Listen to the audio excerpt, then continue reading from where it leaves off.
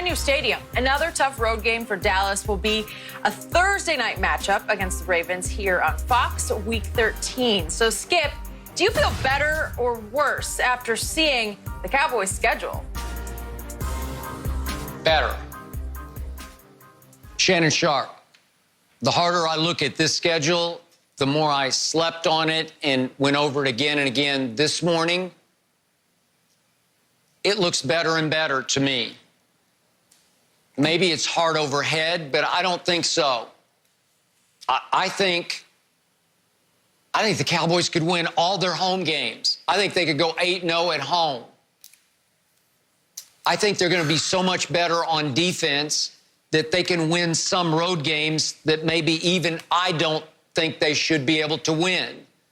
But given all that, I told you yesterday and last week, I'm not going to jinx them this time. I did let my heart run away with my head a year ago, and I'm kicking myself because it was still the dead weight that was Jason Garrett, old 8-8 Jason Garrett, Coach Clapp. And I went too far, and I jinxed my team last year to say that they could represent the NFC at the Miami Super Bowl on Fox. Too much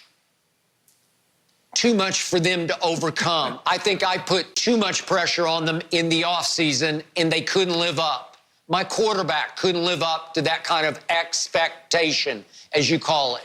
So even though Fox Bet has them favored in 12 games, and I look at 13-3 as a distinct possibility, I'll be arch conservative. I'm going to gear myself way down and say 10-6. Don't ask me what the 6 losses are because I'm not going to be able to find them.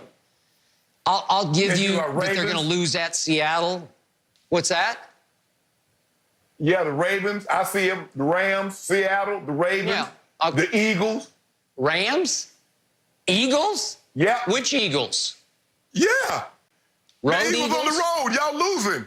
Yes. Week 8. We play.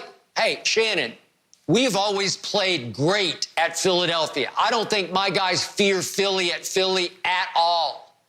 And last year, they played them close the whole way. My quarterback couldn't make a play and missed Tavon Austin on the play of the game, wide open for a touchdown. Could have tied the score late at 17. They're not, they got better. They're better on paper than the Eagles, and I think they're better psychologically than the Eagles. And again, I've got to get my quarterback right. If you tell me my quarterback's in a big quandary over franchise tag / stalemate negotiation, whatever, you might have me. But if Dak is right, if he's a happy camper, if he's healthy and he's happy, they're going to win this division. I think they could win it by 2 games. And the only game that I circle where I say, okay, you got me, is the one at Ravens. I don't think they can win that game. All the rest, to me, are winnable. Like Fox Bet says, they're going to be underdogs at Seattle. Okay, I'll give you that loss. Underdogs at Philly. Well, maybe, but they're just narrow underdogs. At Baltimore, they're significant underdogs. And then they're also underdogs to San Francisco in Jerry World. They're going to win that game. Hey, San Francisco, you watch. There's a thing that operates in the NFL that has been historically predictive, and that is Super Bowl loser syndrome. San Francisco is going to have a hard time picking itself up off the mat and getting back in gear. The only team that's ever been able to do it consistently was Brady's team in New England, but that was the GOAT. This is Jimmy G in San Francisco. I think they're going to struggle this year. I think they'll have a hard time psychologically trying to say, we got all the way to the mountaintop and then we didn't peak. No, you didn't. You fell off the mountaintop thanks to Jimmy G going 3 for 11 in the 4th quarter and an interception. So I say San Francisco is going to be in decline this year. Arizona will be on the rise, but Cowboys got Arizona at home. So I think it sets up very well for Dallas. And again, The defense is going to be so much better when you go get Gerald McCoy, Dontari Poe, and Neville Gallimore for the interior. That's some disruption going on. And then watch what Aldon Smith, Randy Gregory, Bradley Anae do coming off one edge with DeMarcus Lawrence off the other. Watch Wolf Hunter be back in the saddle off his neck injury with Jalen Smith. Watch what Trevon Diggs and Reggie Robinson do with the secondary as ball hawk corner/safeties. Watch the new energy and playmaking they bring. The defense is just going to be better, and CeeDee Lamb is going to change life in Dallas.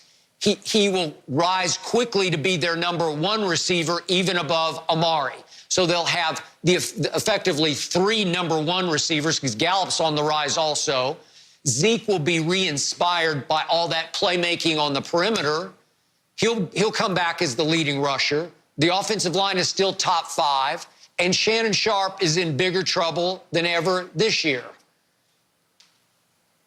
Skip, this is what I don't get. When you thought Trevon Diggs was going to go to Dallas, you say you was unimpressed. You watched him, you say he didn't flash, he didn't jump off the screen. You brought up the game against LSU. Now you have him, and you talk about he's the second coming of Deion Sanders. Timeout. Go ahead, respond. I talked about him. I didn't want him at 17. That was what most people were mocking Trevon Diggs to Dallas at 17. They stole him at 51 late in the second round. Well, he's a talented kid. He's a chip off the block of his older brother, obviously, who's now in Buffalo, because Trevon Diggs was a really good receiver in high school, a star receiver. He's best at ball hawking, getting his hands on footballs. He was chasing Jamar Chase too much in the LSU game. It bothers me. But if you put him in a new system surrounded by better playmakers, I just think he'll rise and shine, and he'll intercept some balls that Byron Jones was not capable of intercepting. He had no ball hawk in his genetics. He was a shutdown corner as far as physicality and athletic ability went. He just couldn't find the ball and get his hands on the ball. Diggs will, Diggs can. Love him at 51. That's a steal because most people had him going late in the first round. Just one more thing for Diggs. If you believe he's that guy, you should have taken him at 50. So it don't matter where you take him because you told me, well, Shannon, if you're so convinced on Tua, would you take him #1? Yes, I was that convinced. If Trevon Diggs is what you said he is, it should have been no problem. Trevon, should have been no problem for you to take him at 17. Now, when I look at it, Skip, you keep on talking about, oh, we're going to win these games. No, you're not. No, you're not. I don't see how we're going to lose. Skip, what I don't understand about you is that Dallas was the #1 offense as far as total yards. How much better is the guy going to make CeeDee Lamb going to make him, Skip? They were over 400 yards last year. Are they going to be over 500 this year? Again, you talking about him, you and all these other reporters and the Todd McShays are talking about him like he's going to be Randy Moss. Say it right now. No. He's going to have a better rookie season than Randy Moss. Nope. Randy Moss, I've told you this before, was the most dominating, dangerous deep threat in the history of pro football, and Dallas should have taken him in the first round in 1998, and they passed. I was covering the Bears at that point, and I wrote before the draft, got to take Randy Moss. They passed.